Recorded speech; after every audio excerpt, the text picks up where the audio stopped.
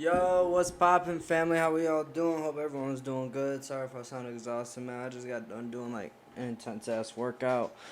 But we're back recording, reacting. You know, I'm putting out videos every day for y'all, man. If you're not already, y'all should hit that subscribe button. Come join the family, man. Show me some love, man. We're on the road to 1K. Um, so, as some of y'all know, the new Oppenheimer movie came out. And I've seen it. My opinion, 10 out of 10. It's a rated R movie, so if you're of age to go see it, go see it. 10 out of 10. But we're going to be reacting or watching 10 surprising facts you didn't know about Oppenheimer. So, in other words, the Top 10 facts destroyer about Julius Robert of Oppenheimer you didn't know. life or something Julius like Robert that. Oppenheimer is best known as the father of the atomic bomb. Yeah. But there's a lot more to his story than just his work on the Bro, Manhattan alright, wait. I just want to say, it's crazy to think that he made something to essentially destroy Earth. He gave us something to destroy ourselves with, which is nuts. But I guess at that point in time, I mean, I see why he built the bomb and stuff. But man, to be called the father of the atomic bomb is crazy. project.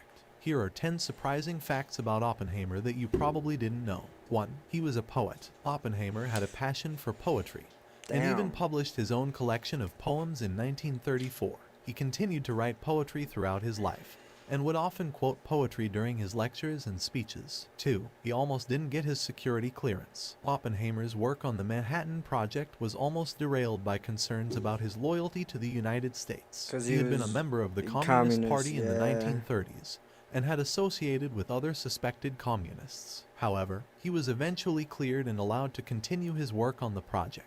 3. He had a love for the outdoors. Oppenheimer Really? loved to spend time outdoors and was an avid hiker and mountain climber. He once climbed Mount Wilson in California with his wife and 2 children, and would often take extended camping trips with his family. 4. Yeah, I'm be honest, that one caught me off guard. I thought the only thing this man did in his free time was he was the name's not in my head, but physics theorist or something like that. But I thought all he did in his spare time was write numbers, work on the bomb and whatnot, bro. To think he actually climbed a mountain, man, he was probably an in-shape person, bro. I ain't gonna lie. And the dude who played him in the movie, bro, looks like the similarities are really close.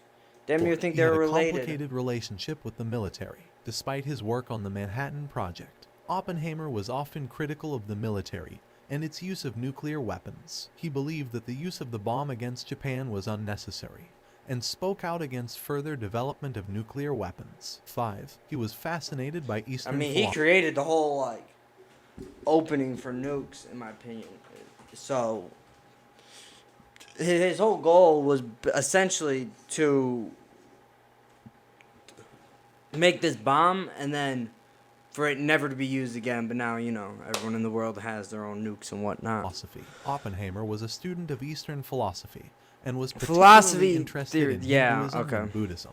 He often incorporated Eastern ideas and concepts into his scientific work and personal philosophy. 6. He was an early advocate for civil rights. Oppenheimer was a vocal advocate for civil rights and was involved in several high-profile cases. He spoke out against the internment of Japanese Americans during World War II, and later served as a character witness for several civil rights activists. 7. He had a long and complicated affair. Oppenheimer had a long and complicated affair with Jean Tatlock, a psychiatrist and political activist. The Bro, he got pussy, man. This man got pussy. affair I'ma just began keep in it the a buck. early 1940s and lasted until Tatlock's death in 1944. The relationship was kept secret and only came to light years later. 8. He was suspected of being a Soviet spy. In the 1950s, I don't think he was, though. Oppenheimer was accused I think- of being a Soviet spy. I think in the movies, one of I think it was one of the British workers or scientists or whatever, if I remember correctly, was a Soviet spy. If that's even real, I actually don't know which parts of the movie. I mean, I'm pretty sure it's all basically off of the history stuff, but I'm pretty sure it was the British, or at least in the UK, it was the British one.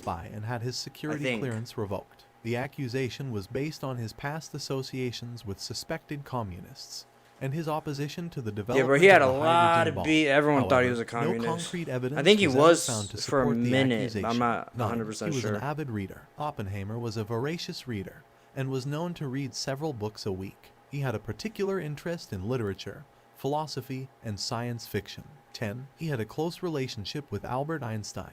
Oppenheimer and Einstein had a close personal and professional relationship, and would often correspond with each other about scientific and political issues. Einstein once referred to Oppenheimer as his intellectual successor. These are just a few of... Bro, it's crazy to think he knew Albert Einstein. Like, he can say he was friends with Albert Einstein. That's kind of nuts to say. If y'all could interview anyone, alive or dead, who would you interview? Personally, me, after watching the Oppenheimer movie, I'd interview Oppenheimer. That's just me, though. But let me know in the comments who you would want to interview, dead or alive or whatever. Like, you got an hour to sit down and ask them whatever you want. But other than that, thanks for watching. Short video, I know. Apologies.